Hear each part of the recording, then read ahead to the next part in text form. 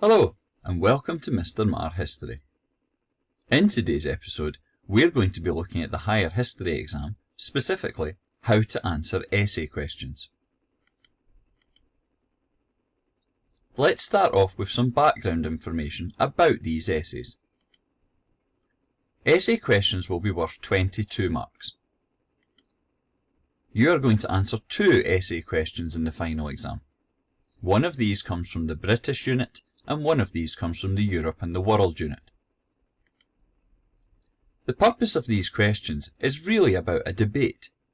It asks you to consider various facts and factors relating to a single issue, discuss the importance and relevance of these, and then reach an overall conclusion. In terms of the 22 marks, this is the breakdown for how you can be awarded them. 3 marks are available for writing your introduction, and we will discuss in detail more what you have to do to get these 3 marks. You can get a further 6 marks for knowledge. 6 marks are available for what's called analysis. There are 4 marks available for evaluation. And last but not least, there are 3 marks available for writing your conclusion. This video will take you through each of these points and discuss how to get the marks. In terms of higher history essay questions, there are 2 types that you can get. One of these is an evaluate question. This asks you to make a judgment about the importance of an isolated factor. For instance, were groups such as the suffragettes the main reason that women won the right to vote? You can also get what's called a judgment question. This asks you to balance arguments for and against a particular position. For instance, was Britain democratic by 1918? Let's look at an example question. This is drawn from the British topic and will help us understand all of the different ways to get marks. This one looks at the question of women and the vote and specifically identifies the suffragettes as a factor that may have helped women achieve this. There are different ways that you can approach this, but one good starting point is to plan what you're going to write. In this event, you would begin by writing the question here. You then go and look at the question specifically and consider if there are any specific and important factors to take into account. For example, which isolated factor do you have to discuss? Are there key dates to take into account? You can then think about what you know in terms of context. In terms of this general time and topic, what basic facts do you know about the events leading up to the ultimate question that's being discussed? You should also think about your factors. What possible answers could you consider to the question? And lastly, you can think about your conclusion or your line of argument. This simply means, what is your final answer going to be? Let's look at how you go about getting marks for the introduction or context. This is worth up to 3 marks. To get the full marks, you must do 3 things. You have to start off by giving at least 2 background facts that describe the general topic. You have to then identify, potentially describing, the factors that you will discuss. And lastly, you have to state your line of argument. You have to state what your exact answer is going to be to the specific question being posed. Let's look at an example of this. Here we can see an overall introduction. This begins, as is required, with the context and background facts. 2 points are given that describe the general demands for women to gain the right to vote. Having done this, we then move on to identify the question we will discuss and the factors we will take into account potentially in answering this. After this, we go on to identify our line of argument. It's important you answer the exact question. In this case, although our overall conclusion is going to be that World War I's events were the most important reason women won the vote, we must discuss the suffragettes because that's the factor named in the question. Having discussed how to write the introduction, let's now look at how we write the main section. Your main section is worth up to 16 marks, and includes marks for the following criteria. There are points for knowledge, points for analysis, and points for evaluation.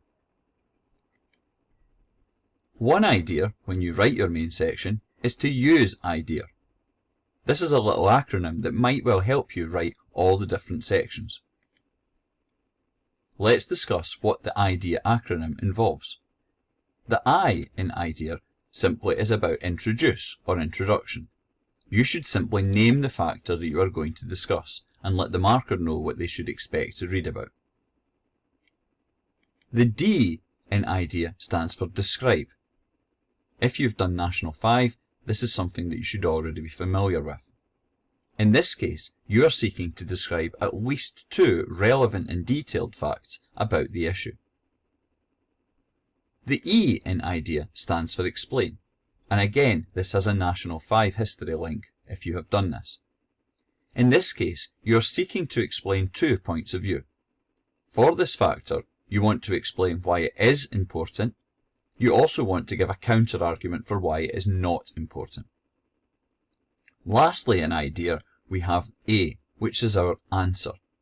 This is where you make an overall judgment. How important is the factor, especially compared to others? Perhaps it's the most important, or least important, or is more important than another. Let's in detail now look how you go about getting the knowledge marks. These are worth up to 6, and is the D, describe, from idea. You can get marks for facts that are directly relevant to the question being answered. The points must be developed, and you should aim to give extra detail when doing this, for instance, using statistics or examples. Here's an example of what you should and shouldn't do. For instance, if you are discussing the main reason for the Nazis achieving power in Germany. Here is a perfectly correct, but not directly relevant fact, pointing out that in this case Hitler wrote an autobiography called Mein Kampf, which means my struggle. What would be relevant is giving further detail about what this includes. In this case, the fact that Hitler wrote the autobiography is in itself not directly relevant.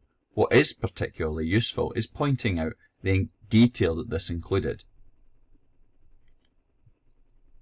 In terms of an idea paragraph, let's look at where this fits in. In front of you, you can see a full paragraph.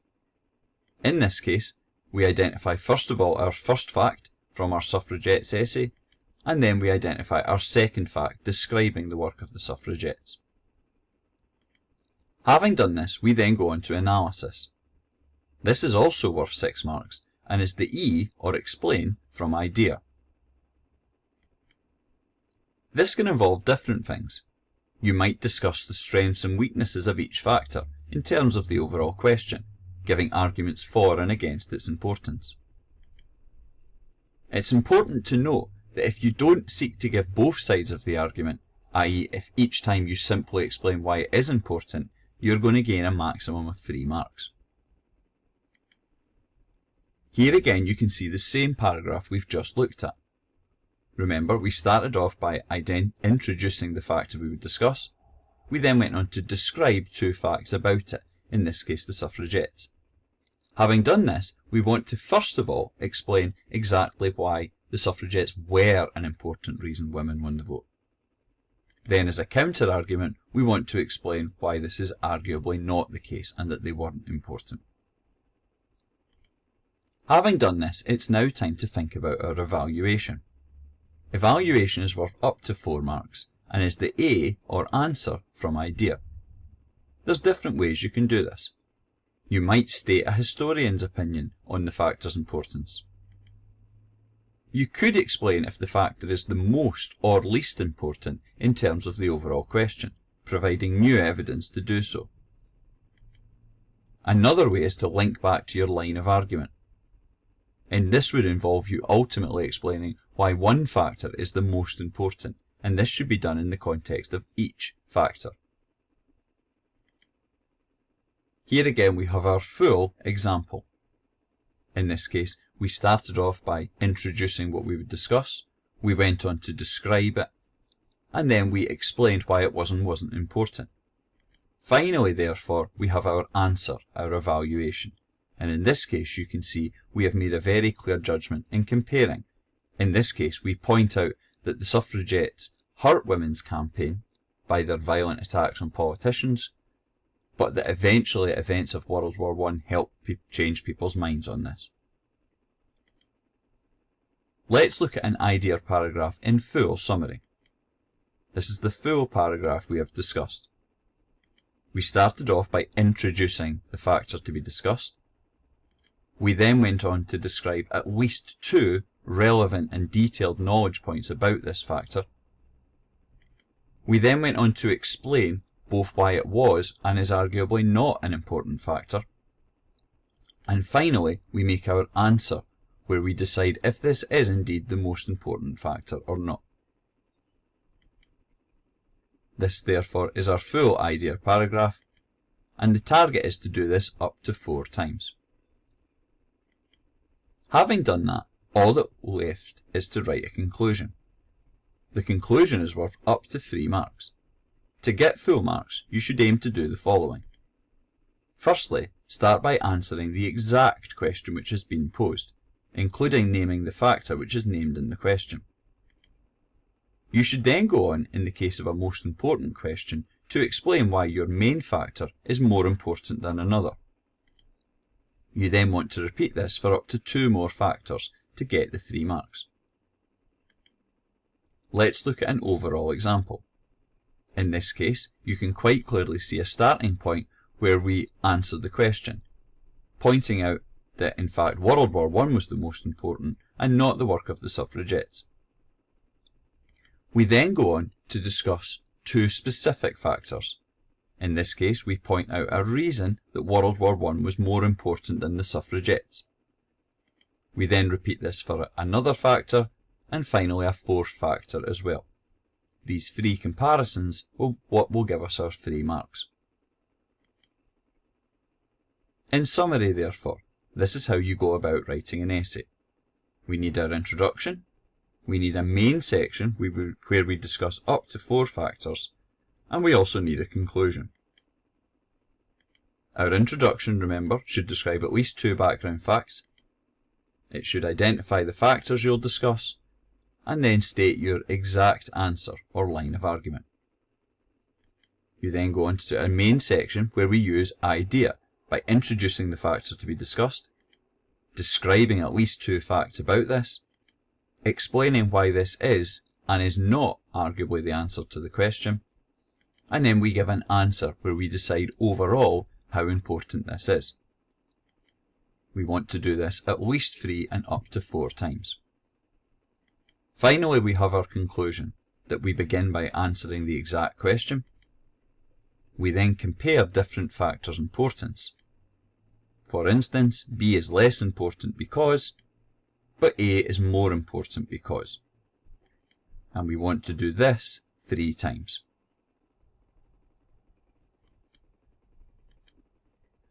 So that's how you go about answering higher history essay questions.